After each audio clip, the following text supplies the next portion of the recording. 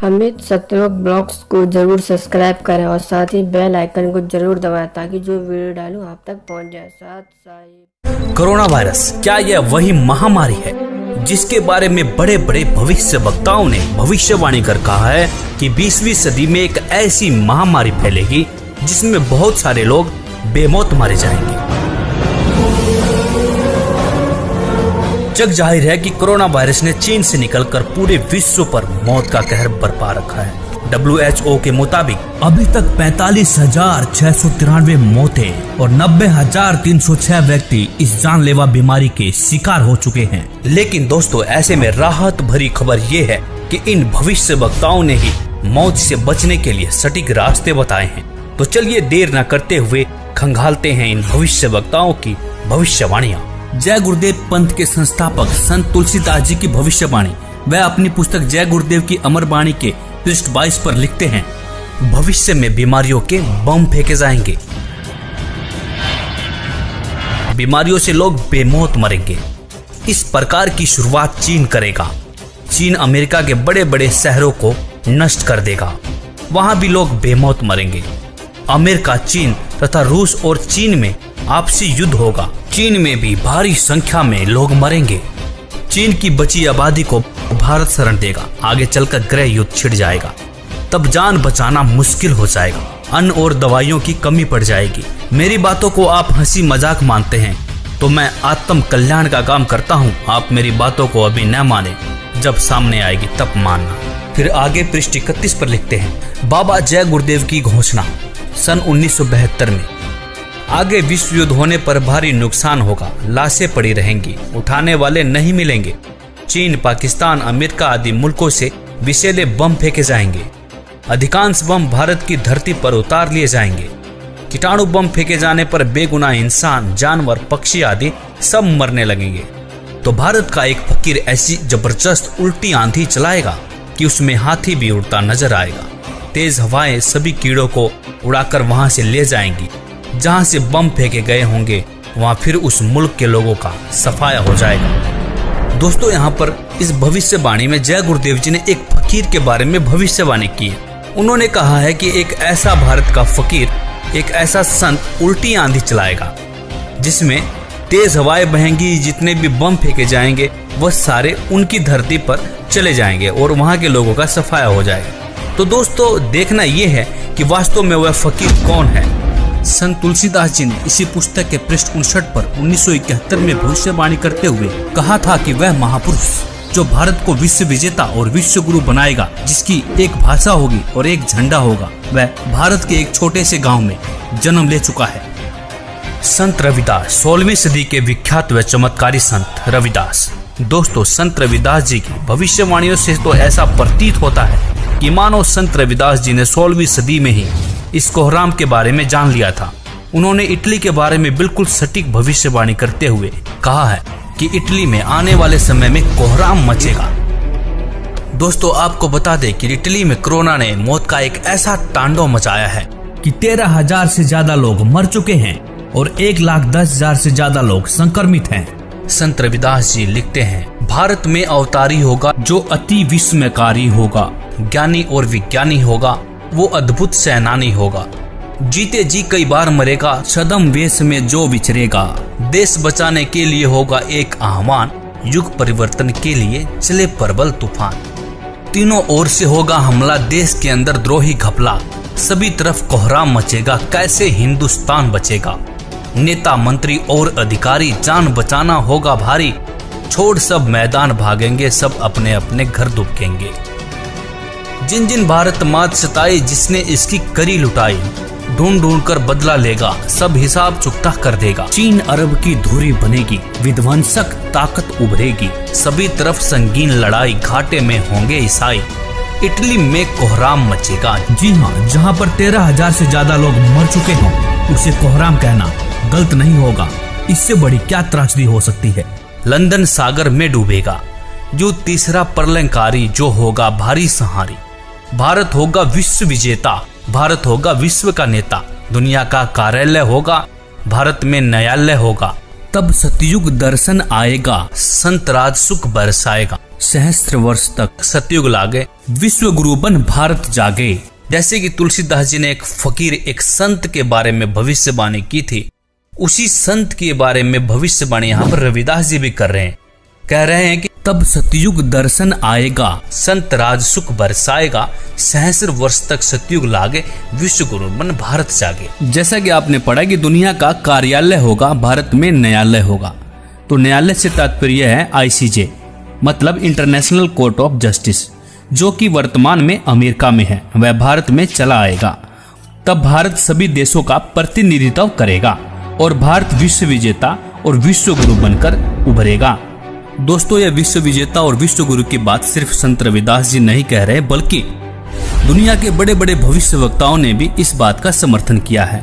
जैसे कि फ्रांस के नास्ट्रेडमस, न्यू जर्सी की फ्लोरेंस, इंग्लैंड के कीरोने, वेजिलेटिन ने, अमेरिका के जिन डिक्सन व एंडरसन ने, हंगरी के बोरिस्का ने, फ्रांस के डॉक्टर जूल वर्न ने, इजराइल जैसे महान राष्ट्र के प्रो हरार ने तथा नॉर्वे के आनंदचार्य आदि की भविष्यवाणियां भी इस बात का समर्थन करती है कि भारत के एक छोटे गांव से उत्पन्न एक महान संत के द्वारा भारत विश्व विजेता बन जाएगा। भगवान कृष्ण भक्त सूरदास जी की भविष्यवाणी। 1540 ईस्वी में जन्मे सूरदास जी ने आज के समय की परिस्थितियों के बारे में भविष्यवाणी की है। बताया है कि इस महामारी से कैसे बचा जा सकता है। वर्तमान समय के लिए सूरदास जी की भविष्यवाणी। सूरदास जी लिखते हैं, रेमन धीरज क्यों न धरे, संवत 2000 के ऊपर ऐसा जोग परे, पूरब पश्चिम उत्तर दक्षिण 34 काल फिरे, अकाल मृत्यु जग माही व्यापे, प्रजा बहुत मरे। स्वर्ण फूल वन पृथ्वी फूले, धर्म की बेल बढ़े, सहस्र वर्ष लगी सतयुग व्यापे, सुख की दया फिरे। काल जाल से वही बचेगा जो गुरु का ध्यान धरे, सूरदास ये हरि की लीला ठारे नहीं टरे। यहाँ पर सूरदास जी साफ साफ शब्दों में कह रहे हैं कि काल जाल से वही बचेगा जो गुरु का ध्यान धरे। तो दोस्तों, सूरदास जी यहाँ पर विज्ञान को भी चुनौती दे रहे हैं। वैज्ञानिक पावर से नहीं, आध्यात्मिक शक्ति से बचाव हो सकता है। तो कहा भी जाता है कि भगवान से विज्ञान है, विज्ञान से भगवान नहीं है। भविष्यवाणियां देखने के बाद अब बारी आती है कि इस गंभीर समस्या से, मौत जैसे काल से कैसे बचा जा सके। यहाँ पर सूरदास जी कहते हैं कि जो गुरु की शरण में जाकर भक्ति करेगा, काल जाल से बच सकता है।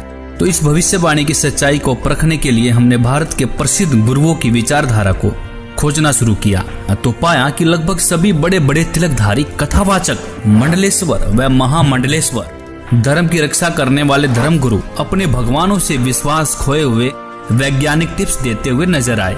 किसी धर्म गुरु को अपने इष्ट देव पर भरोसा ही नहीं देखने को मिला। लेकिन ऐसे में हमें संत रामपाल जी की विचारधारा मिली।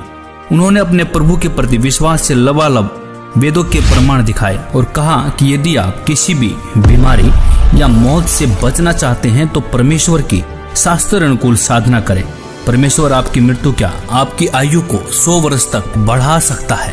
वेद बता रहे हैं कि वो अगर दूसरे लोक में भी चला गया हो, प्राण छोड़ गया हो, मर गया हो, या कति मृत्यु को निकट हो, उसके जीवन शेष ना रहे हो, उसको भी मैं 100 वर्ष जीवित करके और उसको रोग मुक्त करके 100 वर्ष की आयु प्रदान कर दूं। ये भगवान के गुणों में लिखा। आप कैसा भी रोग हो, परमात्मा से बड़ा कोई वैद्य नहीं है।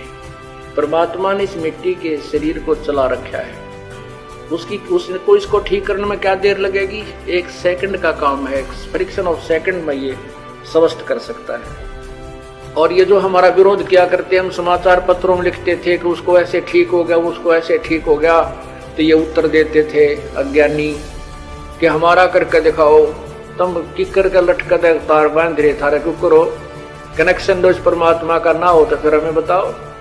विनम्र होकर के विधिवत साधना करो परमेश्वर की, जो भगवान के गुणों में लिखा वो नहीं मिलेंगे तो फिर अब साधना करने का लाभ क्या? तो पुण्यात्माओं, यहाँ ना जाने बिना गिनती के इतने दुख दूर हुए, कैंसर तक और ब्रेन ट्यूमर तक, जिनके ऑपरेशन निर्धारित कर दिए गए थे और कोई गारंटी नहीं। डॉक्टर बताते थे कि इस ऑपरेशन का कोई सफलता का कोई गारंटी नहीं है और ये पीड़ा कुछ समय के लिए बंद हो सकती है। ऐसे यहाँ बगैर किसी ऑपरेशन के परमात्मा की कृपा से, भगवान की रजा से, उस प्रभु की शक्ति से दूर हो गए, वो ठीक हो गए, वो रोग नष्ट होगा। इसी का प्रमाण आपको ऋग्वेद दे रहा है कि परमात्मा पूर्ण ब्रह्म, पूर्ण परमात्मा की साधना करने वाले की भगवान उसकी मृत्यु भी आ गई हो, उसके सांस भी शेष ना रह रहे और वो मर भी गया हो, उसको भी जीवित कर सकता है। ये देखिएगा ऋग्वेद, ये देखिए नीचे ऋग्वेद भाष्यम और दशम मंडलम, और यहाँ देखिएगा 161 नंबर सूक्त है, जिसको अब यहाँ इसके 2 नंबर, ये संस्कृत है, 2 नंबर मंत्र की। इसमें क्या अनुवाद किया है, इस संस्कृत का अनुवाद इन्होंने किया है, यदि रोगी की अक्षीण आयु हो गई हो, यदि वह इस लोक से चला गया, अर्थात मर गया हो, चला गया है, इस लोक से चला गया है, ये संस्कृत आगे हिंदी। और यदि वह मृत्यु के पास गया हुआ है तो भी उसको मैं, भगवान कहता है, मृत्यु देवता नृत्य से के पास से लौटा ला सकता हूं, ये संस्कृत है, आगे देखना। और उसको 100 वर्ष के जीवन के लिए प्रबल करूंगा। परमात्मा तो कहता है कि उस उपासक की, जो परमात्मा का भक्त है, यदि वो परमात्मा की साधना शास्त्र अनुकूल कर रहा है, परम संत से नाम लेकर के, तो वेद बता रहे हैं कि वो अगर दूसरे लोक में भी चला गया हो, प्राण छोड़ गया हो, मर गया हो, या कति मृत्यु को निकट हो, उसके जीवन शेष ना रहे हो, उसको भी मैं 100 वर्ष जीवित करके और उसको रोग मुक्त करके 100 वर्ष की आयु प्रदान कर दूं। ये भगवान के गुणों में लिखा है। दोस्तों, इस विज्ञान के दौर में संत जी का दावा वाकई में हमें अचंभित करने वाला था। फिर क्या था, बाबा की इस सच्चाई को सामने लाने के लिए हमने पड़ताल करनी शुरू कर दी। पड़ताल में हमें रियल स्टोरी 99 करके एक यूट्यूब चैनल मिला, जिस पर बहुत से अनुयायियों के अनुभव थे।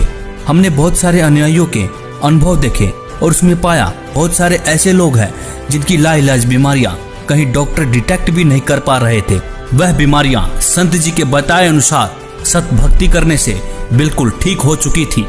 बहुत से ऐसे लोगों के भी अनुभव मिले जो मरने के बाद जिंदा हो चुके थे। दोस्तों, यह सब देखने के बाद आपको क्या लगता है, क्या यह वही संत हैं जिसके बारे में संत तुलसीदास जी लिखते हैं, संत रविदास जी लिखते हैं कि संत राज सुख बरसाएगा? सूरदास जी भी लिखते हैं कि काल जाल से वही बचेगा जो गुरु की शरण रहे। गुरु से तात्पर्य यहाँ पर एक सच्चे गुरु से है, जो आपको सही रास्ता बताता हो, सही शास्त्र अनुकूल भक्ति करके आपके जीवन को धन्य करता हो। नकली गुरु के शरण में रहने से मोक्ष संभव नहीं हो सकता।